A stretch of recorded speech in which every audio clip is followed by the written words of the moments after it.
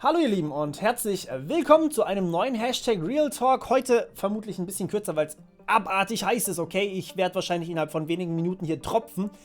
Deswegen lasst mich kurz fassen. Und zwar, wir machen heute, was ihr tun könnt, wenn ihr euch aufs Informatikstudium vorbereiten wollt. Und dieses Thema wurde so häufig angefragt in den letzten paar Wochen, dass ich mich jetzt entschlossen habe, es muss einfach sein, okay? Es ist super, super wichtig. Okay, Nummer 1, rausfinden, wie ihr lernt. Achso, übrigens, wir machen heute wieder von 1 nach 7 runter und es gibt noch einen Bonuspunkt, also Punkt Nummer 8 sozusagen. Und ihr wisst, meine Bonuspunkte sind on point, das heißt, bleibt auf jeden Fall bis zum Ende da. Und nicht vergessen, hier Kommentar für die Kommandozeile und liken und so weiter nicht vergessen. Und teilen natürlich auch immer gern gesehen. Okay, Punkt Nummer 1, rausfinden, wie ihr lernt. Das klingt jetzt wahnsinnig abstrakt, aber es ist eigentlich gar nicht so abstrakt. Und zwar, es gibt mehrere Typen. Also eigentlich könnte man eine ganze Serie darüber machen, wie man eigentlich lernt. Und eigentlich sollten Schulen auch sowas beibringen, aber irgendwie verkacken die das mittlerweile hart. Das war ursprünglich mal der Grund, warum man in die Schule geht, I guess, zusätzlich zur Allgemeinbildung. Aber auf jeden Fall, was für Tricks hattet ihr für Vokabeltests? Hat es da einfach geholfen, wenn ihr es auswendig gelernt habt? Habt ihr vielleicht Eselsbrücken gebraucht? Was hat für Mathe funktioniert? Waren Übungen hilfreich oder war es eher auswendig lernen von bestimmten Sachen? Wie genau habt ihr eigentlich in der Schulzeit gelernt? Und die Leute, die jetzt sagen, yo, in der Schulzeit ist mir alles super, super leicht gefallen, ich muss euch enttäuschen, das wird im Studium wahrscheinlich nicht so sein. Ihr müsst euch auch eine Lernstrategie überlegen. Das heißt, wie könnt ihr effektiv lernen? Lernt ihr lieber auswendig oder lernt ihr lieber durch Aufschreiben, quasi Spickzettel schreiben, den dann einfach nicht mitnehmen? Oder lernt ihr audiovisuell, zum Beispiel durch solche Videos? Oder ja, wie lernt ihr eigentlich ganz gut? Dann Punkt Nummer 2, Mathe. Ja? Das ist wahrscheinlich der Punkt, der am Anfang vom Studium am krassesten für euch sein wird. Denn ich habe das damals gehört, als ich noch auf der Schule war, bevor ich ins Studium gewechselt bin. Und damals hat jemand zu mir gesagt, Mathe auf der Uni ist was anderes wie Schulmathematik. Und ich habe mir irgendwie nichts drunter vorstellen können. Ich kann euch aber sagen, es ist tatsächlich so. Mathe auf der Uni ist nochmal ein ganz schön fettes Stück mehr abstrakt als auf der Schule. Und Mathe auf der Uni kann wirklich krass sein. Und es gibt viele Leute, die an Mathe verzweifeln. Lasst euch nicht unterkriegen, ihr kriegt das irgendwie hin. Jetzt gibt es aber einige Mathe-Vorkurse und ich habe damals für mich einen Programmiervorkurs gemacht, zu dem Punkt komme ich gleich noch. Ich habe damals einen Programmiervorkurs gemacht, weil ich dachte, Mathe auf der Schule war easy, ich mache das mit Links, ja. Hätte ich mal lieber den Mathe-Vorkurs gemacht als den Programmieren-Vorkurs. Programmieren war einfach easy, also ihr könnt euch klar damit ein bisschen beschäftigen, dazu komme ich gleich noch, wie gesagt. Aber der Mathe-Vorkurs, der hat vielen tatsächlich ordentlich was gebracht. Was ich euch dann definitiv noch fürs Studium sagen kann, ist in einem separaten Video, das machen wir separat. So, aber ja, Mathe könnt ihr euch durchaus schon mal angucken, auch wenn ich dazu noch keine Videos habe. Das kommt hoffentlich bald, wahrscheinlich wird es für diesen Jahrgang nicht mehr reichen, tut mir sehr, sehr leid, aber für den Jahrgang darauf hoffentlich. So, Nummer 3, ja, Coden lernen. Coden lernen ist wahrscheinlich so das, was irgendwie am obvioussten ist.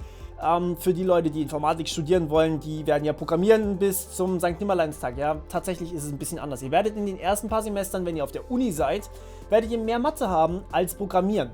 Und dementsprechend ist auch Mathe eigentlich fast ein bisschen wichtiger als Programmieren. Deswegen war auch Mathe auf meinem Punkt 2 und Programmieren ist erst auf Punkt Nummer 3.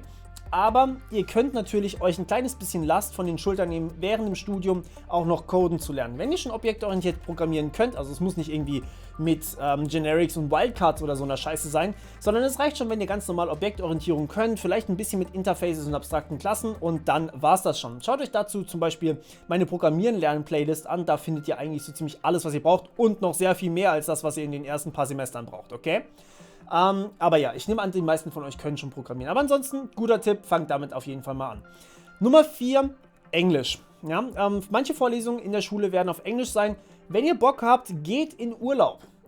Okay, schlechte Zeit, um sowas zu sagen, geht nicht in Urlaub. Aber für die Jahre darauf, vielleicht könnt ihr ja wieder in Urlaub gehen. Dieses Jahr nicht in Urlaub gehen, in den Jahren darauf vielleicht wieder in Urlaub gehen. Macht eine Skype-Konferenz mit Freunden, mit denen ihr zocken wollt. Oder geht online zocken und schreibt Leute random auf Englisch an und ladet die ein, in einen Skype-Call zu kommen oder in einen Teamspeak- oder Discord-Call, weil ihr mit denen reden wollt, weil ihr Englisch üben wollt. Ja? Super simpel, Englisch reden ist unglaublich wichtig. Also nicht unbedingt reden, aber dadurch lernt ihr natürlich auch viel über die englische Sprache an sich.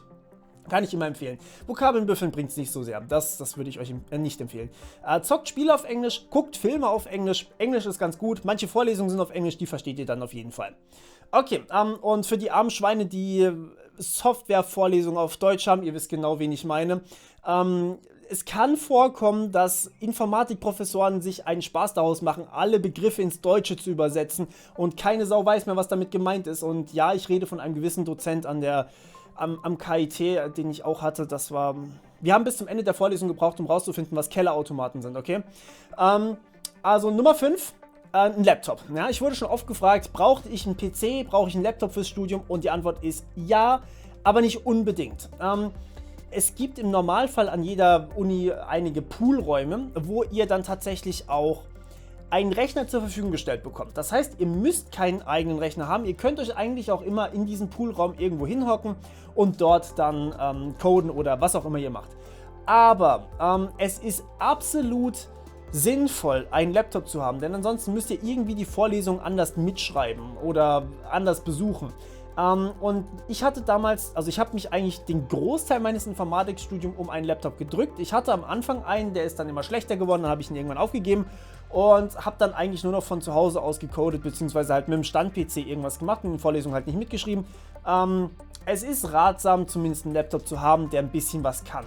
Also das kann ich euch definitiv so mitgeben, weil es ist teilweise auch nötig, dass ihr euch mal mit Freunden oder mit euren Kommilitonen vor Ort trefft und dort dann auch gemeinsam an irgendwas arbeitet. Und wenn man dann einen Laptop hat, ist man klar im Vorteil. Ansonsten muss man halt auch auf diese Poolraum-PCs ausweichen, die teilweise, wie formuliere ich das nicht, langsam sind.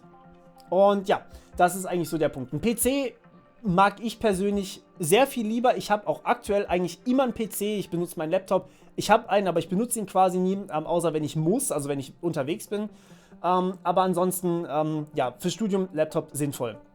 PC kann aber auch ausreichen, wenn ihr, naja, wenn ihr mutig seid, okay? So, Punkt Nummer 6, vernetzen. Es ist sinnvoll, sich zu vernetzen, bevor man anfängt zu studieren, reicht aber auch noch, wenn man anfängt zu studieren. Viele von euch werden umziehen fürs Studium, deswegen neue Leute kennenlernen und vielleicht auch niemanden dort vor Ort kennen. Schaut, dass ihr irgendwie vielleicht über manche lokale Plattformen oder sowas, zum Beispiel über, okay, Discord ist jetzt keine lokale Plattform, aber ihr könnt über Discord gehen, ihr könnt aber auch über Jodel oder sowas gehen und dort einfach mal reingucken und mal schauen, ob ihr vielleicht andere zukünftige Informatikstudenten findet, die auch gerade dahin gezogen sind und Anschluss suchen. Wenn man schon Leute hat, dann bildet sich da relativ schnell eine Lerngruppe draus und Lerngruppen kann ich absolut empfehlen fürs Informatikstudium, weil manche Sachen wirklich schwer sind und man alleine vielleicht nicht unbedingt draufkommt, okay? So, kommen wir zu Punkt Nummer 7 und das ist der letzte vor den Bonuspunkten, Selbstorganisation. Selbstorganisation ist was manche von euch wahrscheinlich noch nie gemacht haben oder zumindest nur in sehr geringem Ausmaß. Wenn ihr fürs Studium wegzieht, was einige von euch wahrscheinlich tun werden, dann werdet ihr das allererste Mal komplett auf euch allein gestellt sein. Das heißt, ihr werdet alleine kochen müssen oder in die Mensa gehen jedes Mal, wobei ich das nicht empfehlen kann.